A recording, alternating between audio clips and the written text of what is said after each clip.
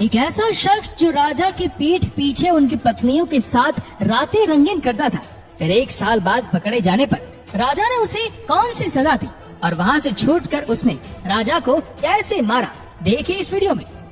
दोस्तों, ये बात है 13वीं शताब्दी की, जब पूरा ऑटोमन एम्पायर कई सारी परेशानियों का सामना कर रहा था, जैसे कि समुद्री लुटेरे, व्यापारियों की आए दिन हत्या और आपसी युद्ध। लेकिन इनसे हटकर भी एक समस्या ऐसी थी जो धीरे धीरे बहुत ही ज्यादा विकराल रूप ले रही थी, और वो थी लड़कियों के साथ दुष्कर्म की समस्या। दोस्तों, बता दें कि उस समय लड़कियों के साथ गंदे काम इतने ज्यादा मात्रा में हो रहे थे कि पूरा ऑटोमन एम्पायर उस समय इन सारे कार्यों को रोकने में असफल था, क्योंकि वो खुद यही काम कर रहा था। लेकिन जब किसी ने बाहर से आकर ऐसा करना शुरू कर दिया तो ऑटोमन के लोगों से ये बर्दाश्त नहीं हुआ। ये वो समय था जब बायजीद का शासन था।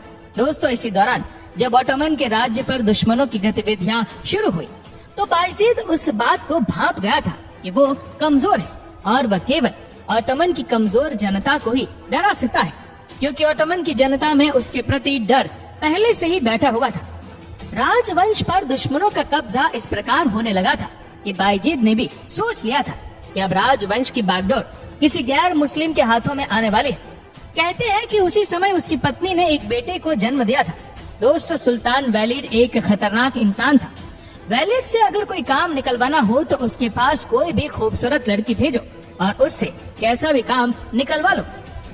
लेकिन उसे बाहर की लड़कियां बहुत ज्यादा पसंद थी, इसलिए बायजीद ने अपने हरम की वो सारी लड़कियां जो उसने वेनिस और बाहर के देशों से मंगवाई थी वो वलीद के पास भेंट के रूप में भिजवा दी। खैर, बदले में बायजीद की मदद हुई और सब कुछ सामान्य भी हो गया।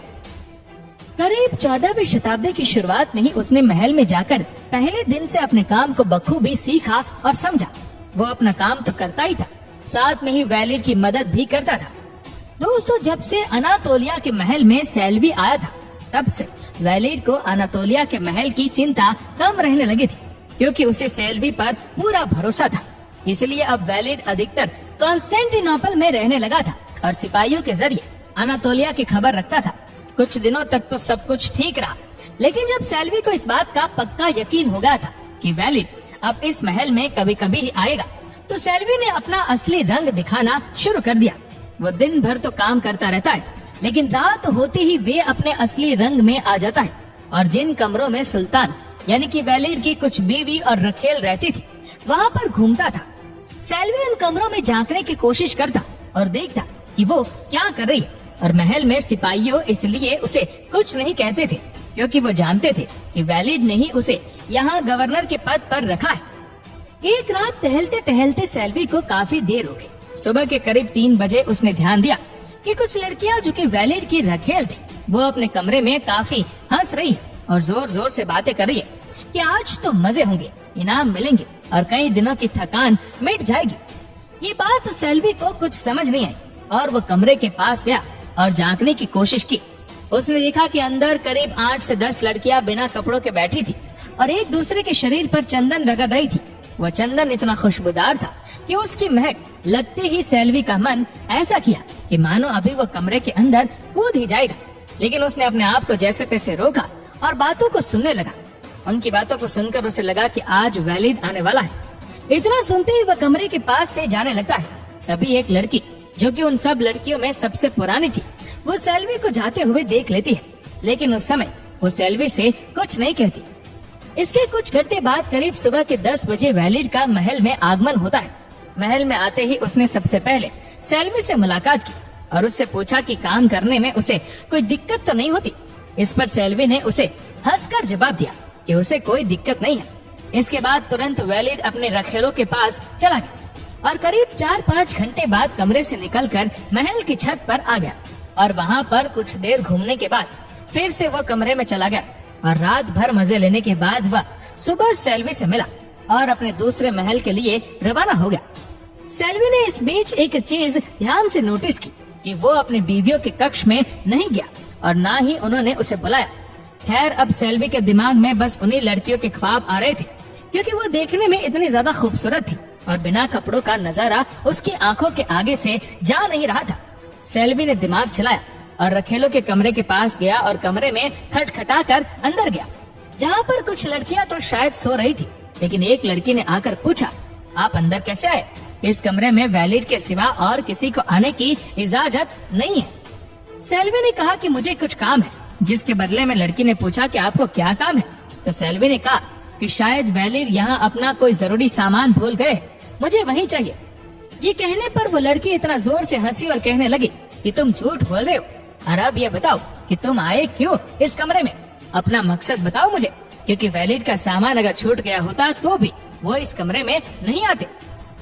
इतना सुनते ही सेल्वी को थोड़ा डर लगा और उसने थोड़ी तेज आवाज में कहा, ठीक है, मैं जा रहा हूँ, शायद मुझसे कोई गलती हुई है।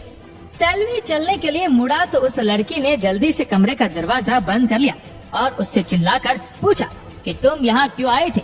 उस लड़की का ये रूप देखकर सेल्वी को डर लग गया और उसने सीधा कह दिया कि उस दिन मैंने तुम लोगों को बिना कपड़ों के देखा था, तब से मेरे दिमाग में बस यही बात चल रही थी कि मैं तुम्हारे पास आऊँ। लड़की के चिल्लाने की वजह से उसकी सारी सहेलियां उसके पास आ गई थी। तभी उन लड़कियों को पता था कि अब सेल्वी के साथ क्या करना है। सेल्वी तो पहले से ही घबराया हुआ था।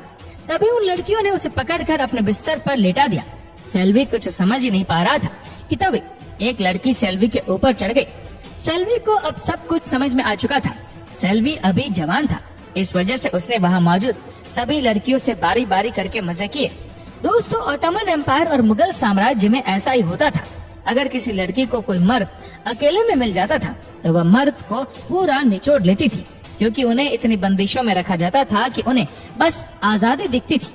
सेल्वी भी अब रोज रात को लड़कियों के कक्ष में जाता और अपनी रातों को रंगीन करता, लेकिन थोड़ी ही दिन में उनसे सेल्वी का मन भर गया था और अब उसकी नजर वैलिड की पत्नियों पर थी। अब जाहिर सी बात है कि वैलिड की पत्नियां भी अकेली थी और उन्हें भी ऐसा कोई मर्द चाहिए था जो उन्हें समझे और उनकी जरूरतों को पूरा करे। और सेल्वी को भी कुछ नया चाहिए था। अब सेल्वी वैलिड की पत्नियों के साथ मजे करने लगा था और वो नहीं जानता था कि उसकी इन काली करतूतों की भनक उसके राज्य के सैनिकों को भी लग चुकी है और वो ये पूरी बात वैलिड तक भी पहुंचा चुके हैं। इसके तुरंत बाद सेल्वी को गवर्नर के पद से हटा दिया गया और महल से निकाल दिया गया। साथ ही वैलिड ने सिपाहियों को ये आदेश दिया कि वह सेल्वी के छोटे छोटे टुकड़े कर कर पानी में फेंक दे। लेकिन सेल्वी अब चालाक हो चुका था। उसने सोने की अशर्फिया देकर सिपाहियों से अपनी जान बचा ली और इसके कुछ समय बाद ही करीब 1403 में ही बायजीद की मृत्यु हो गई थी, जिसके बाद सेल्वी ने अपने भाइयों मोहम्मद सेल्वी, मूसा सेल्वी और सुलेमान सेल्वी से ऑटोमन के सिंहासन के लिए लड़ना शुरू कर दिया था। सेल्वी ने अपने दो भाइयों मोहम्मद और मूसा को तो हराकर उनसे उनका पूरा राज्य छीन लिया था, लेकिन सुलेमान को वो नहीं हरा पाया क्योंकि उसके साथ वैलिड था। अब उसे पता चल चुका था कि सेल्वी अभी भी जिंदा है और वो उसे किसी भी हाल में मारना चाहता था। लेकिन तभी सेल्वी ने चालाकी दिखाई और वैलिड की पत्नी का सहारा लिया और उसे वैलिड को जहर देकर मारने के लिए कह दिया। उसके बाद वैलिड की पत्नी ने वैलिड को धोखे से जहर देकर मार दिया। सेल्वी अब वैलिड की सभी बीवियों को अपने साथ रखने लगा था। वैलिड के मरते ही उसने सुलेमान को भी हरा दिया था और ऑटोमन अब उसके हाथों में आ गया था। सब कुछ हाथ में आ जाने के बाद सेल्वी दिन भर शराब पीता, मांस खाता और रात होते वह लड़कियों में मगन हो जाता है, जिसकी वजह से उसका साम्राज्य खत्म होता जा रहा था। तभी वैलिड की बीवी ने देखा कि सेल्वी की वजह से सब कुछ नष्ट हो रहा है, जिसके बाद उसने धोखे से उसे भी जहर देकर हमेशा हमेशा के लिए सुला दिया और वैलिड की जो बाकी बीवियां थी उन्हें भी मरवा दिया, ताकि कल को राज्य के लिए वो उसके रास्ते का कांटा न बने और वो खुद ऑटोमन एम्पायर की क्वीन बन जाए। आपको ये कहानी कैसी लगी हमें नीचे कमेंट करके जरूर बताएगा और इस वीडियो को आप अपने तक सीमित ना रखें। जितना हो सके इस वीडियो को शेयर करें फेसबुक पर, व्हाट्सएप पर, यूट्यूब पर और ऐसे ही और भी इंटरेस्टिंग वीडियोस को फेसबुक पर देखने के लिए हमारे पेज को आज ही फॉलो करें। धन्यवाद।